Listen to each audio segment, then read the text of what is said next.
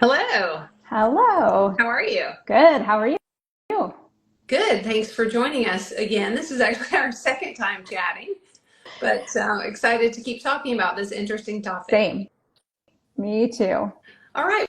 Well, let's kick it off. Why don't you share a little bit about yourself and what you do as a certified holistic health coach? Perfect. Yeah. So I work with people who typically know what they should be eating. So they have a lot of information.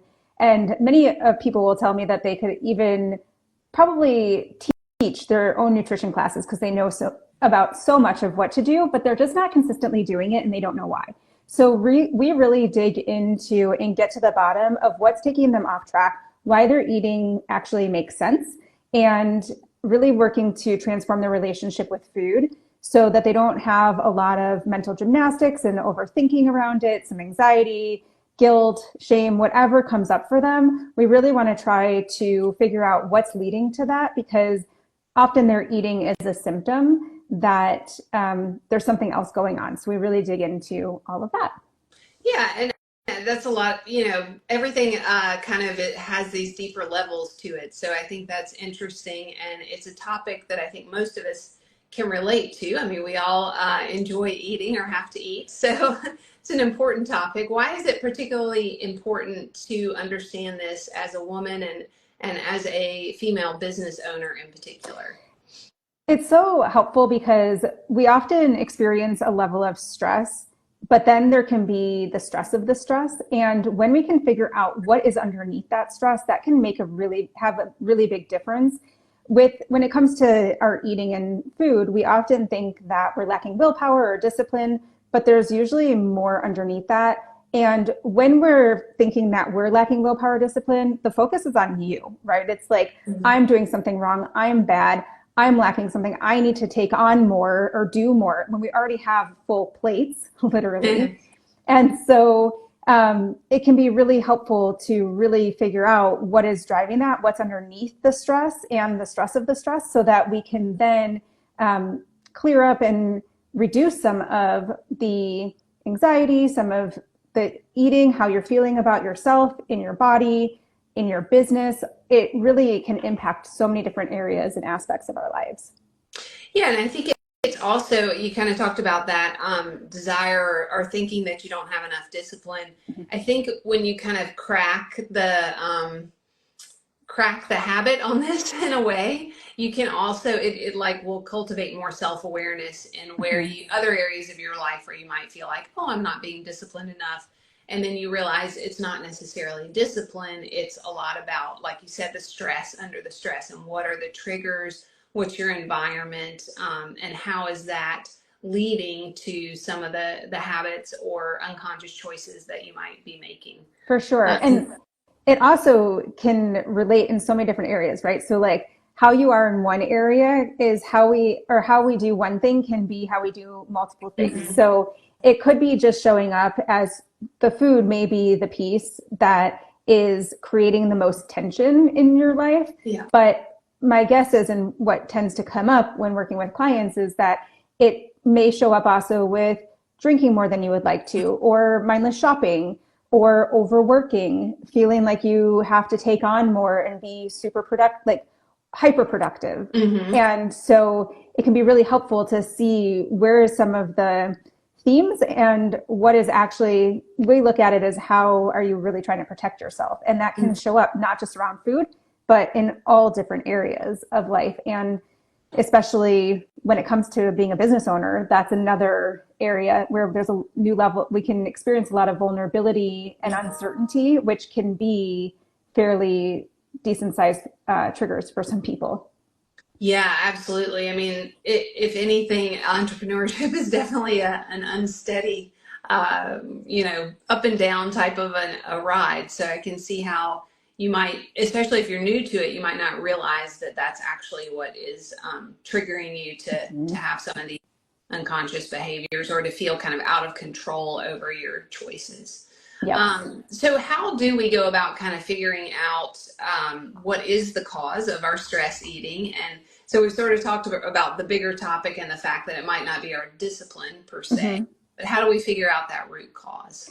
Yeah, I mean, it's layered approach, of course, but one of the first things that we can do is really thinking about how, if we think about our eating, for instance, and when thinking about the last time you overate, mindlessly ate, had a hard or stressful food day, you can ask yourself, like, why did my eating make sense? Which may sound a little odd. And also at first, it might be like it didn't.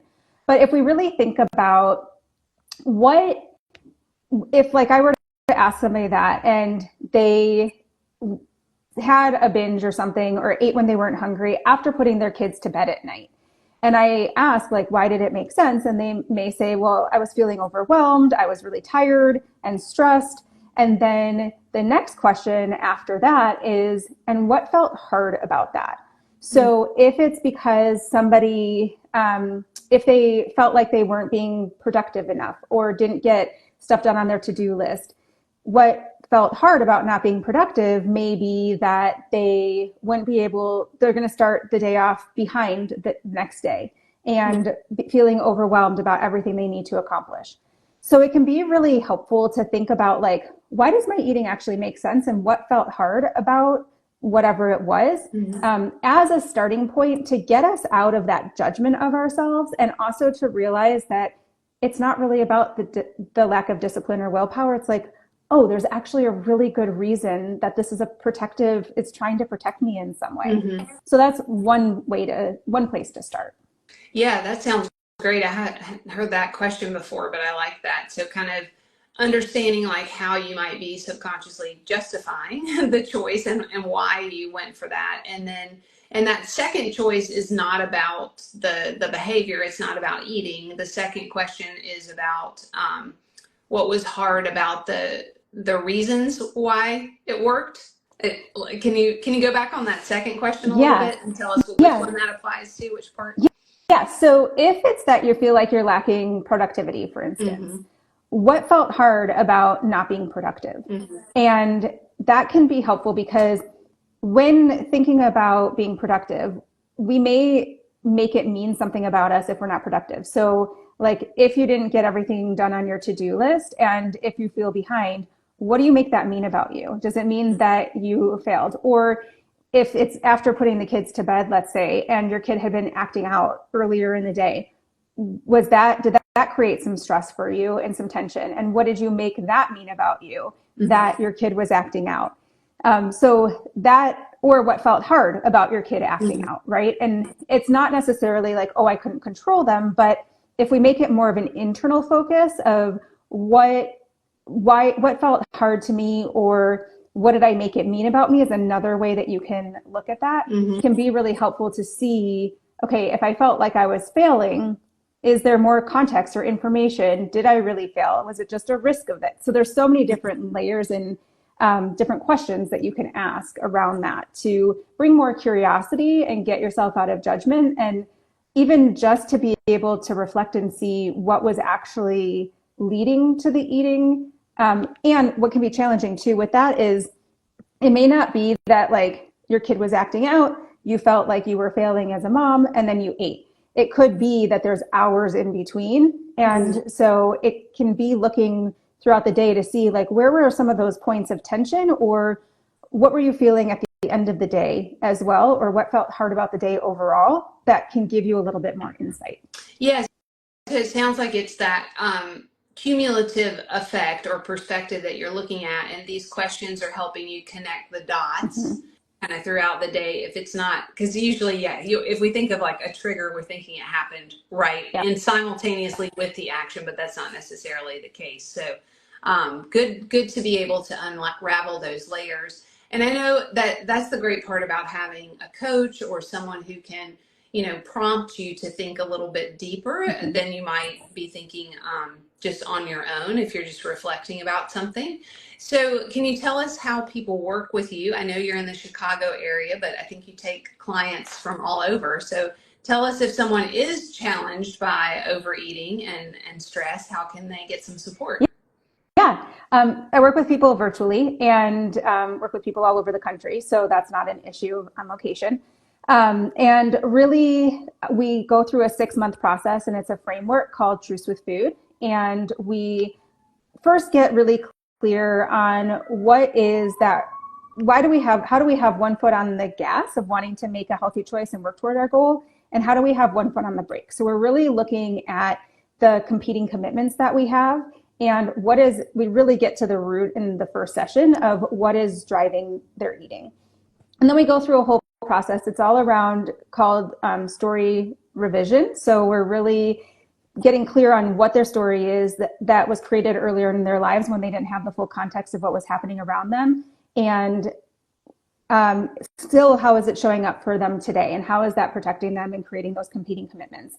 So throughout the process, we're really revising that story and helping them to get out of the all or nothing black and white way of thinking around food, their bodies, and also in life, and opening it up to what we call an option C, to see that they have more ways, room to choose, instead of just reacting in the same way they have in the past. So that's the whole process we go through. And like I said, it's 6 months. We meet twice a month, and there's a lot more detail I can go into around that, but that's the general idea. No, I think, yeah, I think that gives us a good overview, and I can definitely understand why you would want 6 months, because you are kind of, you're changing your habits. You might be letting go of some old ways of thinking, and you're establishing all these new patterns. So having that support for a good chunk of time, like 6 months, is very helpful in making it last, right? Yep. Making some sustainable changes. So, Exactly. well, thank you so much for sharing a little bit of your knowledge. I know there's a lot more that people can unravel with you. How should they reach out to you if they want to connect? Yeah, they can check out my website at laurabfolks.com, or you can send me a DM on here as well.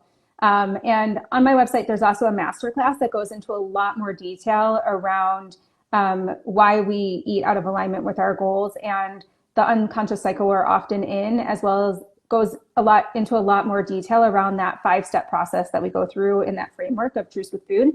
So if you really want to learn a little bit more about how you're eating, why you're eating makes sense, and what is actually contributing to it, that's a good place to start as well. And you can access that on my website too.